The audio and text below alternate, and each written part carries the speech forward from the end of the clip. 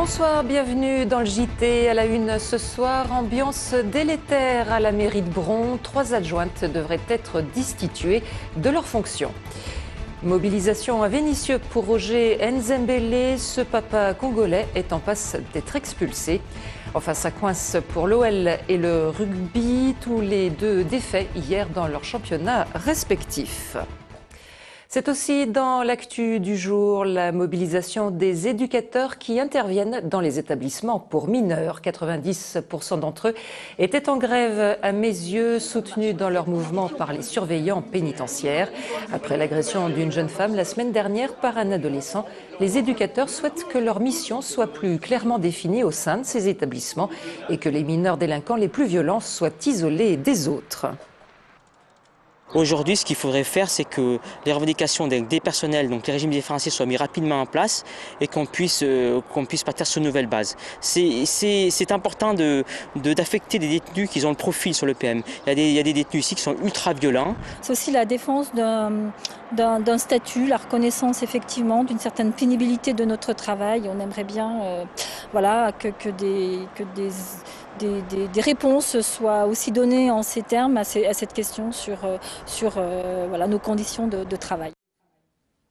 Décidément, rien ne va plus à la mairie de Bron. La majorité socialiste n'en finit plus de s'entre-déchirer sur le projet de la future médiathèque, à tel point qu'Annie Guillemot devrait réclamer à son conseil municipal la destitution de 3 de ses adjointes, et pas des moindres.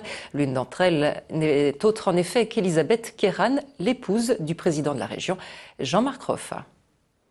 Ces 3 adjointes à la mairie de Bron sont sur le point d'être destituées par le maire PS Annie Guillemot. La raison de cette sanction vient de leur désapprobation sur le projet de médiathèque à 12 millions d'euros que les 3 élus jugent trop coûteux. C'est la cour martiale. Le maire va nous destituer. Ce que je dis, c'est ça. Donc non seulement de nos fonctions d'adjointe, mais de 25 associations sur le fait que nous n'étions pas tout à fait d'accord sur ce projet de médiathèque. Je pense qu'on n'a pas du tout été consultés, nous élus, là-dessus. Et c'est un débat qu'on n'a jamais pu avoir parce que c'était top secret.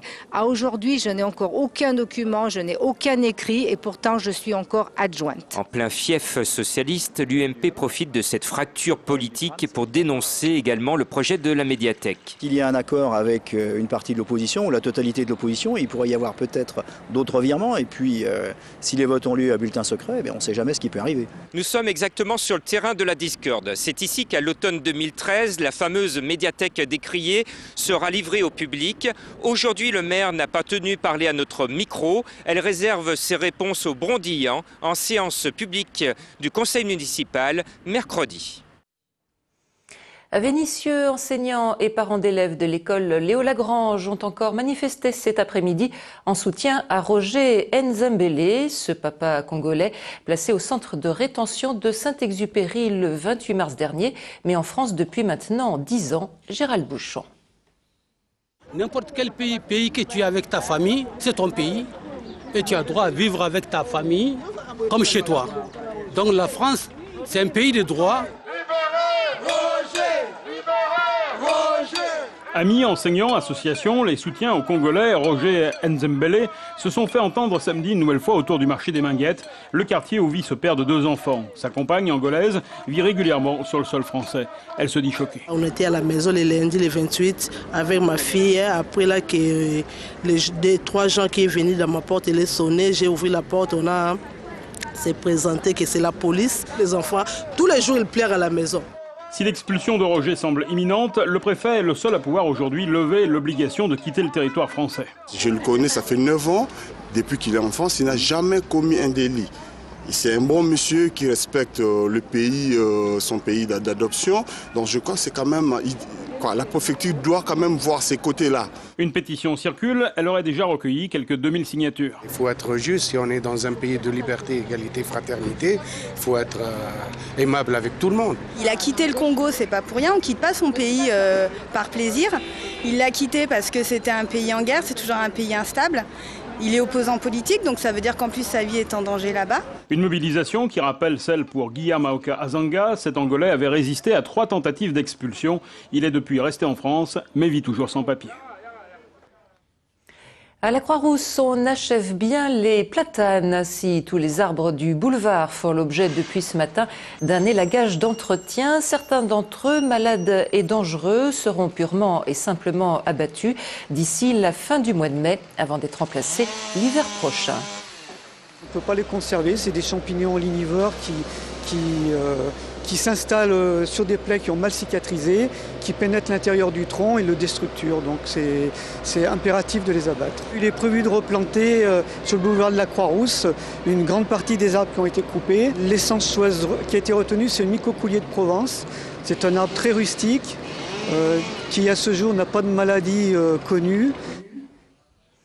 En football, les féminines de l'OL, vainqueurs d'Arsenal samedi, se sont qualifiées pour la finale de la Ligue des Champions pour la deuxième année consécutive.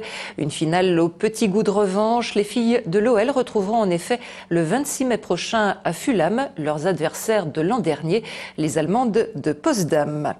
À l'inverse, les garçons n'auront guère brillé hier soir en championnat. L'OL, en s'inclinant à Paris 1-0, a perdu une belle occasion de se rapprocher du leader lillois.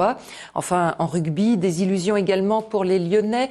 Battus par Oyonnax, le Loup devra patienter encore avant d'accéder à l'élite. Le résumé est signé David Segal. À cette journée de la fin du championnat, l'OL signe une nouvelle défaite, peut-être celle de trop. Hier soir, les Lyonnais auraient pu profiter du faux pas des Lillois après leur nul face à Bordeaux et revenir ainsi à 3 points du leader. Mais en s'inclinant au Parc des Princes, les hommes de Claude Puel voient leur 3e place, celle qui leur ouvre le tour préliminaire de la Ligue des Champions, sérieusement menacée.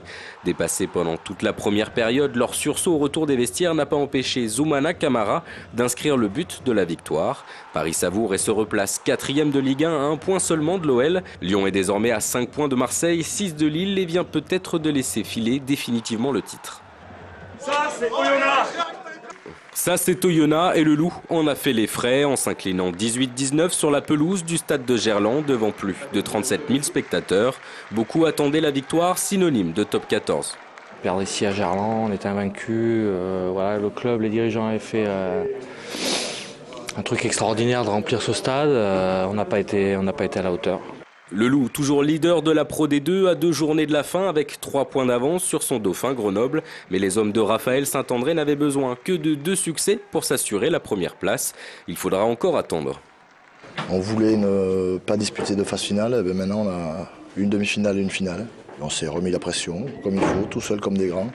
Il reste donc 2 matchs, celui contre Pau le 16 avril puis à Saint-Étienne le 8 mai pour décrocher enfin la récompense suprême.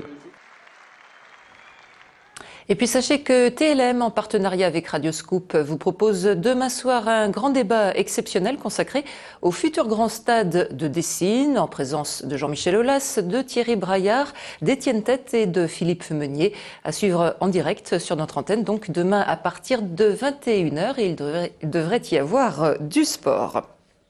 Enfin, le 63e rallye de Lyon-Charbonnières s'est terminé samedi soir par la victoire du favori, Dany Snobek. À 70 ans, le Dijonais remporte ainsi son 3e charbot, mais non sans mal. Sa voiture, une C4 WRC, lui aura fait le coup de la panne électrique avant de repartir de plus belle. Il y a eu une très très belle bagarre et on est d'autant plus heureux que Dany Snobek est à l'arrivée. Donc en tête, l'année dernière il était 2e, c'était pas lui, c'était le Stéphanois Cédric Robert. Donc cette année, avec sa C4 WRC, donc ancienne de Sébastien Loeb, je pense qu'il prend une bonne place au championnat de France. Et c'est la fin de cette édition, très bonne soirée sur TLM.